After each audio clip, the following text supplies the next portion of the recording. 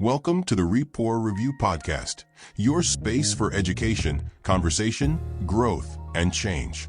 Sandy and Chip, with every brief episode, will take a moment to slow down, reflect, and explore counseling, its challenges, and victories that shape daily lives.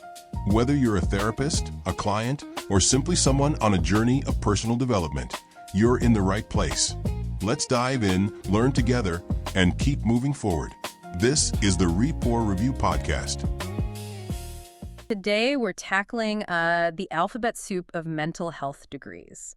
It can be really confusing. Yeah, specifically the Master's in Counseling versus the Master's in Counseling Psychology. If you're thinking about a career in this field or you've just looked at a therapist's credentials and felt lost, this one is for you. For sure. And, both of these degrees, they exist in the same world. They share historical figures. Giants like Carl Rogers and Rollo May are claimed by both. They both teach therapy. They both teach diagnostics. Exactly. But the source material we have reveals this huge split, and it's not just about what classes you take. It's about your career path, standardization, and your earning potential. It really is. So our mission today is to cut through all that noise and give you the essential differences so you can understand what each path really means. And that clarity is so important because at the end of the day, these paths have different terminal goals. For a master's in counseling, the degree itself is the goal. It's the final step. It's the terminal degree for licensure. You get licensed as an LPC or LMHC, and you practice therapy. That's the path. Okay. But for psychology, the terminal degree for independent practice, well, that's been the doctorate, the PhD or PsyD, since the 1970s. Wow, since the 70s. Yeah, and that single difference dictates everything else. Right. Because if a master's in counseling psychology isn't meant to be the final step, its whole structure, its accreditation, Yeah. it becomes much less standardized. That sets up the stakes perfectly then. If both degrees let you diagnose and treat people, why would a student spend the extra years, the extra money, and all that effort for a doctorate in psychology? Right. What's the specific value that credential gives you? It's all about the scope of practice, and it really comes down to three major functional differences. Okay. First one is assessment. A master's level counselor, like an LPC, they can diagnose, but they're generally limited in doing full psychological or forensic testing, the kind of thing you need in court cases. Right, the big formal assessments. Exactly. Psychologists with that doctoral training are the experts in giving, scoring, and, most importantly, interpreting those complex assessments. And I saw that one of our sources called that a very lucrative aspect of the psychologist's work. It is. It adds a completely different stream of income and expertise. Okay, so that's number one. What's two? Number two is advanced roles. If your goal is to be, say, a department director at a hospital or a chief psychologist in a prison, those roles almost always require the PhD or CFID. So the master's in counseling won't get you to that top administrative level? Generally not. It's excellent for practice, but not for that kind of leadership. And the third point is research. Right. Doctoral programs demand a dissertation. They demand scholarly inquiry. A master's in counseling teaches you to understand research. A psychology doctorate trains you to conduct it. That opens up academic roles, consulting. Yeah. It's a fundamentally different career ceiling. That makes so much sense. So counseling is the direct path to practice, while counseling psychology is often the bridge to get to that doctoral path with research, assessment, and those advanced roles. That's a great way to put it. And that makes this whole standardization discussion so much more important, because if you're aiming for that direct LPC practice route, you want a curriculum that's, nationally recognized and guaranteed. You absolutely do. And this is why we need to talk about CACREP. CACREP. The Council for Accreditation of Counseling and Related Educational Programs. You can just think of it as the gold standard for counseling programs. So why does this one acronym, CACREP, matter more than the actual letters in the degree title? Because the 2024 CACREP standards are pushing programs toward two things: quality first and fostering a unified professional counselor identity. Okay. So this accreditation process, it ensures through peer review that a program is delivering exactly what states expect for you to get your license. Without it, your license might only be good in one state. So it limits your mobility. Drastically. It limits your career mobility and just the ease of getting licensed as an LPC or LMHC in the first place. And this standardization, it leads us right to the curriculum, which is basically the blueprint for getting on that license.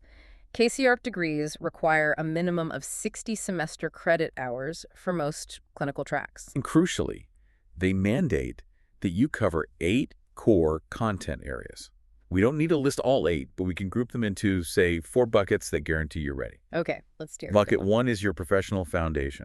That's your professional identity, ethics, legal issues. Bucket 2 is your clinical skills and relationship building. So counseling techniques, how to practice, Yeah. and this is a big one, group counseling and group work. Wait, hold on. Why is a specific class on group work so important that it gets its own spot in the Core 8? Because a lot of state licensing boards specifically require proof that you've had that training. So if you move to another state and they see you're missing group work, they might make you go back and take a course at a community college before they'll grant you a license there. It's a huge hole if it's missing. Wow. Okay. Bucket 3 covers context and development, lifespan development, social and cultural identity, DEI, all about understanding the client's world. And the last bucket is information and evaluation. So assessment, diagnosis, and research. So the KCO path is crystal clear. Let's pivot back to the Master's in Counseling Psychology programs. How does their accreditation compare? It's the Wild West, really. The Wild West. Comparatively, yeah. The American Psychological Association, the ATA, they're the main accrediting body, right? Yeah. They only certify doctoral-level counseling psychology programs. They do not accredit master's programs. So the biggest, most recognized body in psychology isn't actually vouching for the master's degrees that have psychology in the name. Exactly. Now, a few master CP programs might get accreditation from a different group called MPSAC, but the vast majority operate without that major accreditation stamp. And that leads to a lot of inconsistency. And we actually have data on that inconsistency. We looked at a study comparing CASER programs to a random sample of these master's-only counseling psychology programs, and the findings really show the risk for students. They do. They found this huge variation in the required hours for these programs, anywhere from a pretty lean 48 hours up to 61 semester hours. And the reason? The researcher said there was, and I'm quoting here, no clear reason for the variation other than apparent faculty or institutional preference. That's a huge red flag. A state licensing board does not care about faculty preference. They care about the hours. Exactly. But this is where the lack of structure really hurts the student, the curriculum. The study found that 4 out of the 17 master's CP programs they looked at failed to meet CASEREP standards. Because they were just missing classes. They were completely missing coursework in at least one of those 8 core areas. And that takes us right back to our earlier example.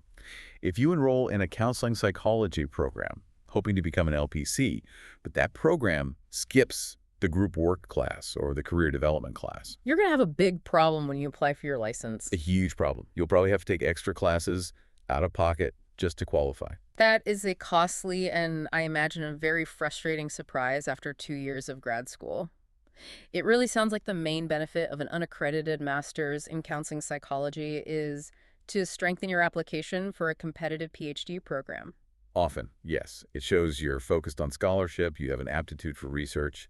But, we should acknowledge there are exceptions. Some non-KCREP programs are still very rigorous and clinically focused. Okay. Take Washburn University's Master of Arts in Clinical Psychology. It's a 60-hour program, highly clinical, and it's specifically designed to prepare graduates to be a temporary licensed master's level psychologist, a TLMLP, but that's only in Kansas. Okay, a TLMLP.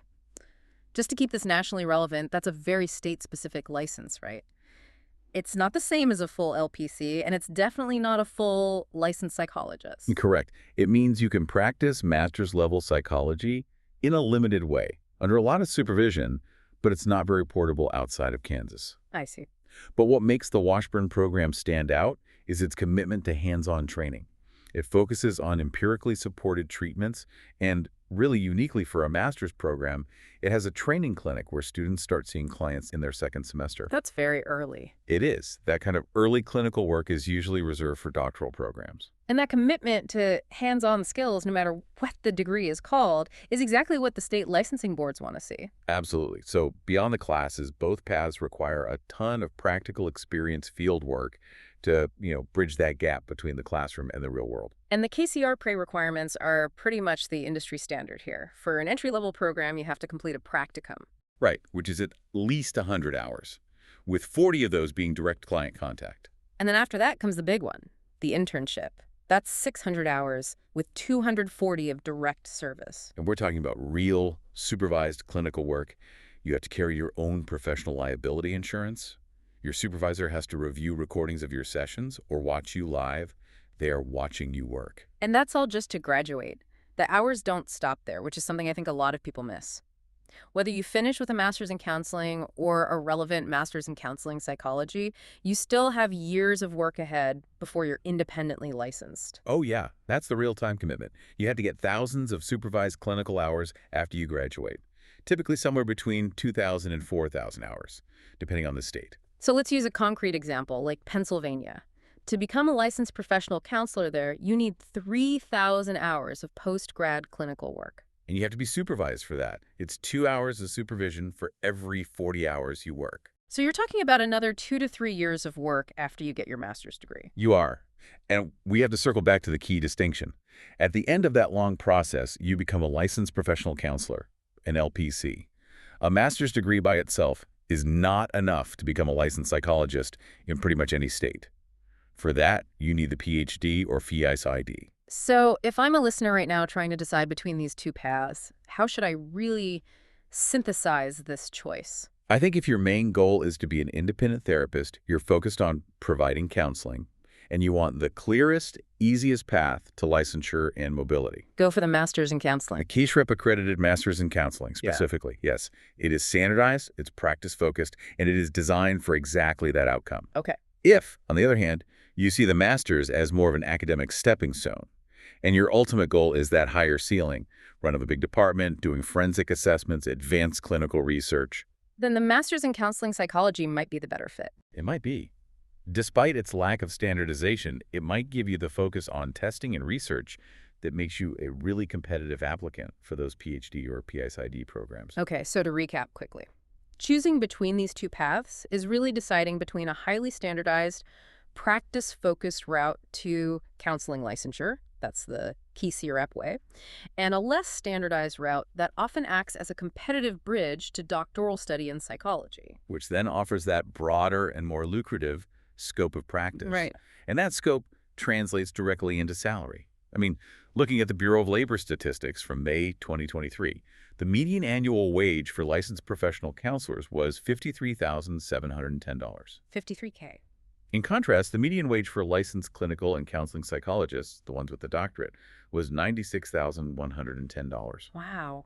That's a nearly $40,000 difference. It is, and it reflects that ability to do advanced assessments and take on those high-level administrative jobs we talked about. That really puts the decision in stark financial terms. And so here's a final provocative thought for you to consider.